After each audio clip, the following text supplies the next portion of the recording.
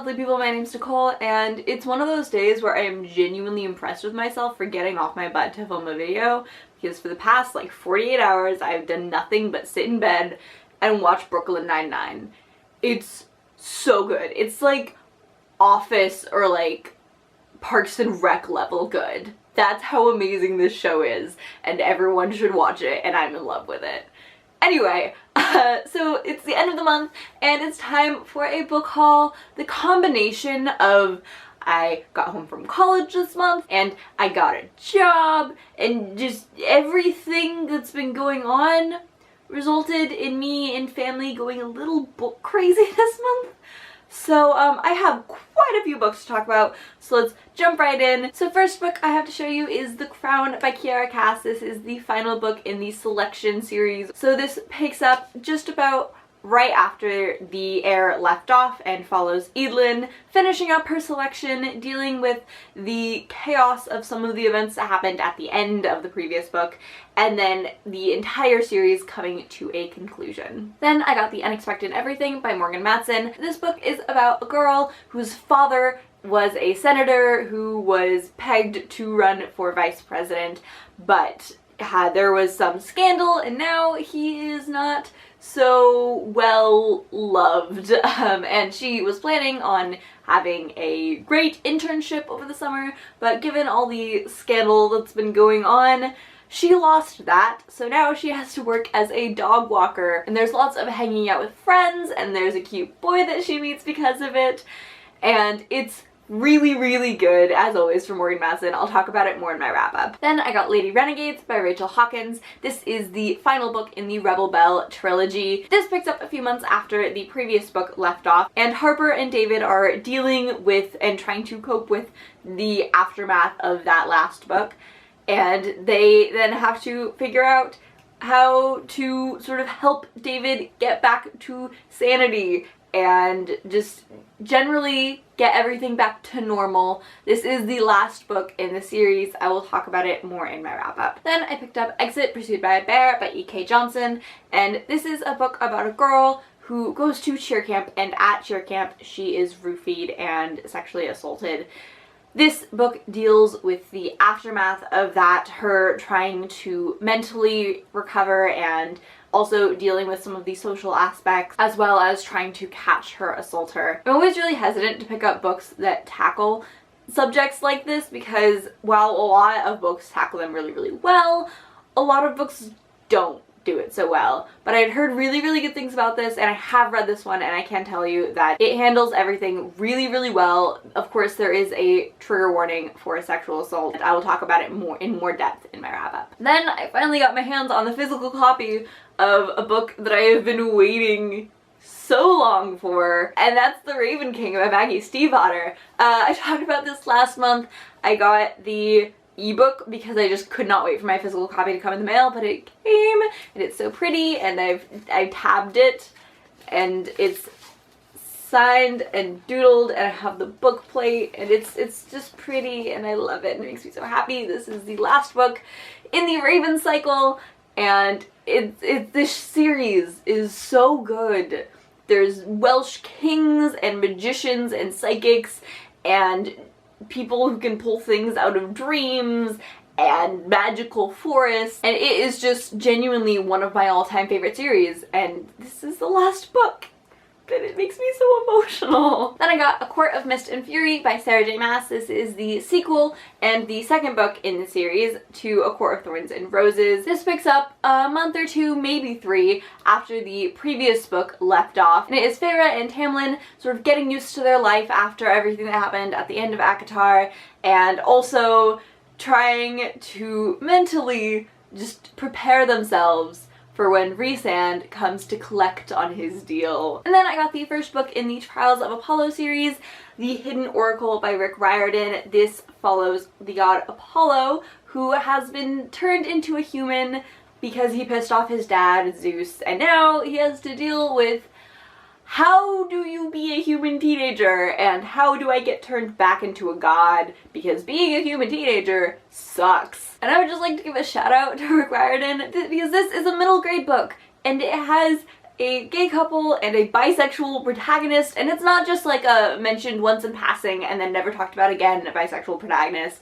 This is he regularly comments on how hot the guys around him are, just as much, if not more, than he comments on how hot the girls around him are, and it's wonderful. It makes me so happy. This is the first time I've ever seen a bisexual character in a middle grade book. Thank you, Rick Riordan. And then I got what, to some, including myself, may be considered a new version of the Bible, and that is Hamilton, The Revolution, by Lin-Manuel Miranda and Jeremy McCarter. It's so beautiful, and it has the leather spine, and it smells good, and the deckled edges, and it's huge, and has like photos from the show, and all the lyrics, and annotations, and it tells the story of the creation of the show, and it's so beautiful, and I love it so much, and it was shipped to my dorm during finals week. Who does that?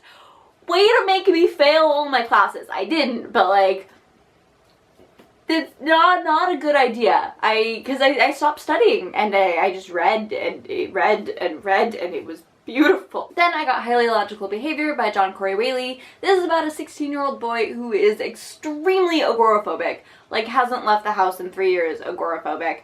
And then he meets a girl who befriends him and decides that she wants to fix him. That's the extent of what I know about it. I have heard amazing things about John Corey Whaley's writing, so I'm definitely excited to read it. I am a little bit hesitant by the whole premise of she wants to fix him, but given the amazing things I've heard about John Corey Whaley's writing, I'm sure that everything will sort of work out. Then I got The Blood Between Us by Zach Brewer, and this is about a boy whose parents, who are brilliant scientists, die in a fire in their lab when he is about, I think, 14 or 15, and he and his sister, who have never gotten along, are now without anything really to hold them together. So he goes off to a different boarding school, or she goes off to the same boarding school they've been going to all their lives, and they don't talk for like 3 years, and then in their senior year they're reunited because someone is telling this boy that his sister is stealing their parents' research and doing something nefarious with it. This is another book that has fantastic queer representation, if that is something you look for in your books. The main parental figures featured in the majority of the novel are a gay couple, and the main character is a non-specified queer orientation. He doesn't ever use a specific label, but he does, however, frequently protest whenever anyone would ever insinuate that he is straight. Then I got The Rose and the Dagger by Renee Adia. This is the sequel to The Wrath and the Dawn and the last book in the series. I believe it's only a duology. This is a retelling of 1001 Nights. I don't actually know what's going on in this one because I haven't read it yet. And I haven't really read the description. I kind of just want to jump right in. I really liked the first one, so I'm definitely excited to pick up the sequel. Then I got The Glittering Court by Rochelle Mead, and this is about a girl who lives in this sort of fantasy world. From what I understand, it's not so much like a fantasy world in that it has magic, but more of a fantasy world in that it's a world that is not ours. She is a, I think, countess, and she wants to escape an arranged marriage, so she runs away to this place called the Glittering Court that is basically a finishing school kind of thing. It trains girls how to be high society ladies. That's really all I know about this book, but I do know that the series is going to be 3 books long, and I think they're all like companion books, so they each focus on a different girl at this school, and they each sort of tell different sides of this story. Then I got Spider-Man Deadpool Volume 0, Don't Call It a Team Up, and this is the 0th book in a new Spider-Man Deadpool series from Marvel, and this one pretty much just collects all the past issues in which Spider-Man and Deadpool have interacted, just to sort of catch you up so that you're not completely in the dark when the first issue comes out. Then I got DC Bombshells Volume 1 by Marguerite Bennett. I don't really know a ton about this one, but one of my best friends cosplayed Batwoman from this series at Comic-Con, and so I thought I should pick it up and read it because I've heard really good things about it. I believe it focuses on Batwoman, Wonder Woman, and I think Supergirl?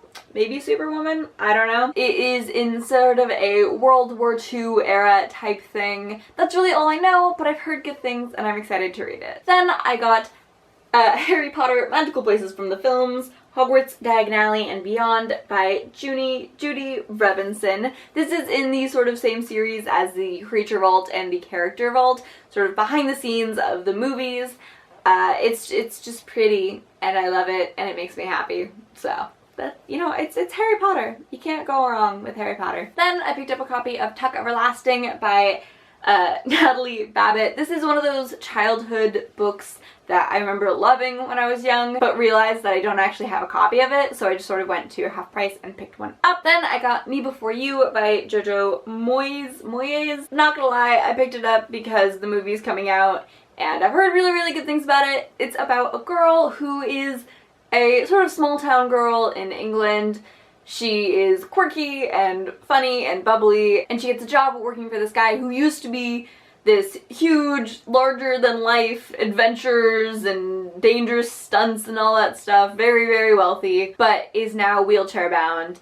And so she gets a job helping him out, and they fall in love. Aww. And I'm a little bit nervous to read it because I've heard a lot of really, really good things about it, and about the writing, about the romance, but I've also heard a lot of kind of and not so great things about it, about its treatment of disability. So I'm interested to read it, but I'm also cautious. Then I got Work in Progress by Connor Franta, and this is Connor Franta's memoir? Biography thing? I don't know, he's a YouTuber that I like, and he wrote a book. In general, I think YouTuber books are a little ridiculous, but I figure I like Connor Franta, why not? Then I got A Song of Achilles by Madeline Miller.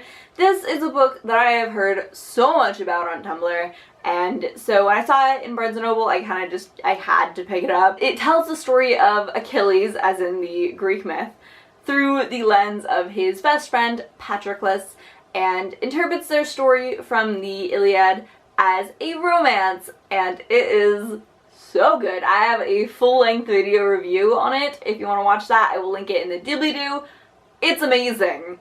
It combines Greek mythology and queer stories, so it's pretty much just the best thing ever in my book. Then I picked up Egghead by Bo Burnham. This is Bo Burnham's just poetry book. It's funny and ridiculous because it's Bo Burnham.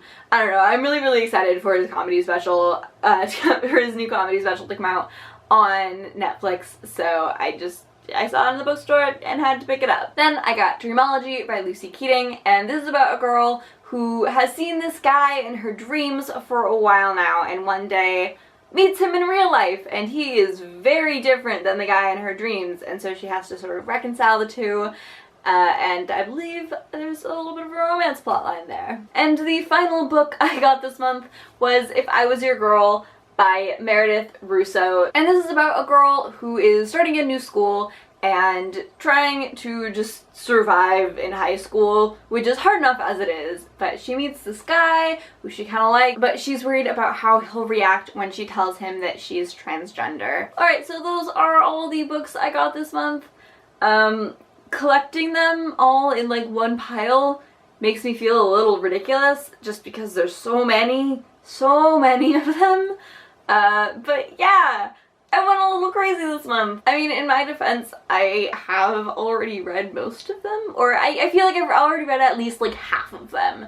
So I haven't just been buying books and not reading. I've also been reading, so at least, you know, I'm keeping up in that aspect. Alright, so those are all the books I got this month. If you've read any of these and you've loved them or think they're awful and no one should ever read them, let me know in the comments. I love you, and I'll see you later. Bye!